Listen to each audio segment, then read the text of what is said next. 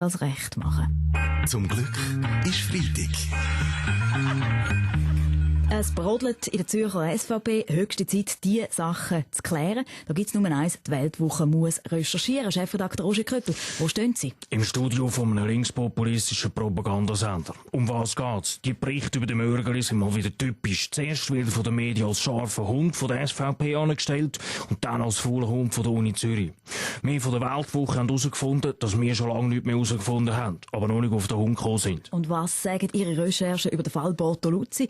Der altdiente Nationalrat ist eben nicht mehr zufrieden mit der Parteilinie der jüngeren Garde, definiert sich neu als Passivmitglied der Partei. Ein Alter ist ein Junger, nur viel später. Tatsache ist die Weltwoche hat dank intensiver Recherchen herausgefunden, dass eine Passivmitgliedschaft bei der SVP gar nicht möglich ist.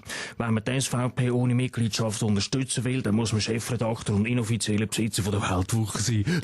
Vorgänge bei der SVP, die gehen zu reden, auch bei den Linken. Der Politsoziologe Jean Ziegler überlegt sich sogar ein Buch zu schreiben. Ich bin über die überstürzenden Ereignisse in dieser machtsüchtigen SVP empört, Frau Fetsch. In fantastischer Art und Weise wird das Alter zum entscheidenden Qualifikationsmerkmal. Stellt euch vor, das würde auch für Genfer Professoren und Buchautoren gelten. Unheimliche Kräfte sind da wirken. Ja, auf jeden Fall schreiben sich Kommentatoren die Finger wund rund um die SVP, sogar der neue Blick-Kolumnist, der Nationaltrainer Ottmar Hitzfeld. Doch, wenn man der Ringe-Chef Mark Walter gesagt hat, da finde ich die Verjüngung von einer Mannschaft richtig. Mehr gibt's nicht sagen, hat er mir gesagt, soll ich sagen. Und der andere grosse Trainer von unserem Land, der Christian? Ja, das ist ein linker Angriff. Auf den rechten Flügel, klarer Fall, hätte die SVP mehr Albaner im Team, können jetzt die Position besser verteidigen.